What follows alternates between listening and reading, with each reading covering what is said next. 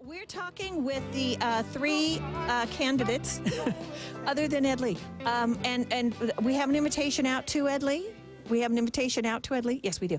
So hopefully we'll get Ed Lee on the program as well. And when that happens, he will be appearing with these candidates as well.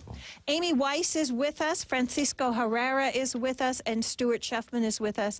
You may know him as Broke-Ass Stuart. And we're talking about issues concerning San Francisco, but those issues also concern the entire Bay Area. Now, before we move to the issue of Sanctuary City, Amy, you were saying that you had an idea, a resolution perhaps, for the problems with housing. Yeah, I do. And actually, tomorrow night at El Rio, I'm putting on an event, and Stuart's going to be there, maybe Francisco, and it's talking about Prop I and the pause for a plan. And I'm really interested in talking about the plan aspect of how we support the type of development that we want and need in San Francisco. But one of the ideas, and I ran this by actually a planning commissioner today, a great progressive planning commissioner I met with, and he said that this was the idea he liked the best out of what I presented. And it's a lot of people do have empty units right now that they're not renting out, believe it or not. And there's also something called additional dwelling unit legislation that just got passed in Supervisor Wiener's district and Supervisor Christensen, 8 and 3. And so that means that you can build an additional unit within the existing building envelope. And so what I think the city should be doing, and hopefully you guys like this idea, is that the city can say, if you are going to rent to one of these groups of workers that help the city function, such as a teacher or a nonprofit worker or a healthcare worker, somebody like that, if you're going to rent them at 30% of what their income is, we will help you finance the building of an additional dwelling unit in your existing building envelope. And that's going to be something that's eventually going to be bringing in income for the property owner, so it's a win there. And we help with that process of making it happen. And, you know, the Airbnb structure of being able to identify people and say whether they're trustworthy or not, that actually started in the real sharing economy, which was couchsurfing.com. And but it's a good idea. And so if the city could help build a platform for people who help the city function, who are workers that help the city function, and say, hey, property owners, we know you've been reluctant to rent out for what variety of reason, or you might not be urged to build an additional dwelling unit. We're going to help you do that by feeding you the people who actually help the city function, that you can take civic pride in the fact that you're renting to someone, and we're going to help make it possible. The thing about this is that it can be done. Mayor Lee does not have the political will to do this. All they're concerned about there is that tax base you mentioned, Pat. It's no concern about what the neighborhood. This is a wonderful idea that comes out of the neighborhood, right? That comes out of Amy's proposing based on her own experience in her neighborhood and all the different neighborhoods. Ed Lee does not have the interest of our people in mind. It's how do they make the big bucks with the relationship with the corporations versus listening to us. They don't have the political will to respond to the community. You have no objection with people with a lot of money moving into San Francisco, do you? This city is built on being inclusive.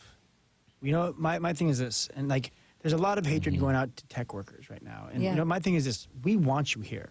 You want to be here? Please be here, but please be part of us. That's right. Because you know, you have people who they work ungodly hours. They take Uber to work, they take Uber home, they order their dinner from an app, and they don't get to be part of San Francisco.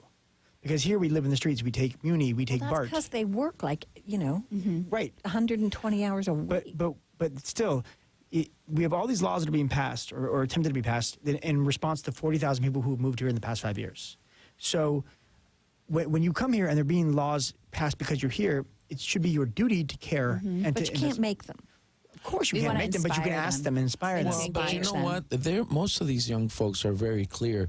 They're going to live here a couple of years. When they're ready to settle down, they know they themselves cannot afford to live here. So the way these young folks, techies, how people are calling them, the way they're thinking about it is precisely that. I'm here, I'm going to make. Well, they're being told they're going to be millionaires in a couple of years.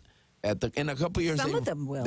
Some of them will, but most of them are going to realize I didn't become a millionaire. I fell in love. I'm finding the person I want to be with, and now I'm moving out to have kids move to Hayward. because they cannot afford to live But here. a lot of them are millennials, and a lot of them are younger, and so that means they've all been trained to think in systems thinking and ecosystems, and so they know that if something grows beyond the ability of the environment to support it, then it's going to kill the environment. And they're all scared about climate change. Yes. Well, here's And so they want to be part of the solution too. And my analogy is this: if you walk into somebody's home and you knock over a bottle of wine, you don't say, "I'm leaving in 2 hours. I'm not cleaning that up." That's right.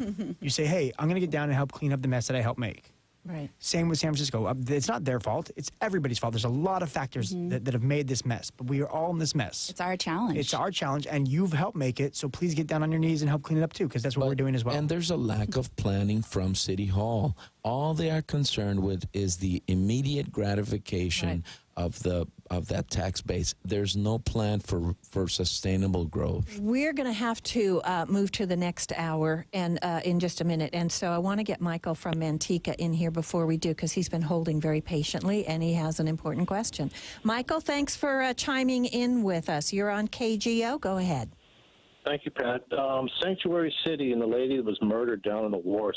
Why is it that nobody got in any trouble? Mercurini, the mayor, everything was hot and heavy and pointing fingers, and everything just kind of subsided, and everybody kept their job, and I guess the family will sue. That's usually the last resort. But Yeah, what happens now? What do you guys get in? Will you keep it a sanctuary city?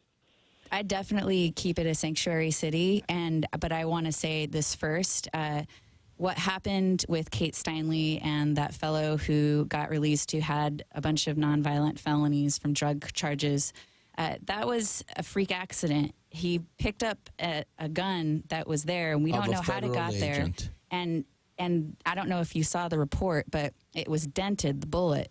And so it hit something concrete. And it ricocheted, and it's just such a tragic situation. And you're right, it's terrible that there was so much finger pointing, because if Ed Lee had really had integrity, what he would have said is, you know, we passed this law for a reason, and this guy was, he actually didn't fall under the violent felony category, but he'd been in the prison system for so long, and he'd been deported, and he came back, and he got deported, and he came back.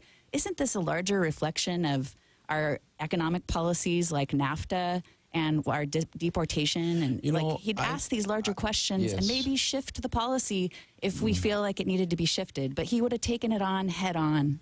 But for me, it's really... Before you even do that, Francisco, let's we have to take a break. We're going to do news. We're going to come back. We're with the candidates, and we'll take more of your telephone calls at 80-80-810, 808-0810. And we're going to stay on the issue for a bit of the murder of Kate Steinle and Sanctuary City, and if the way that Sanctuary City is being implemented in San Francisco is the best thing for San Franciscans. So stick with us. I'm Pat Thurston. You're listening.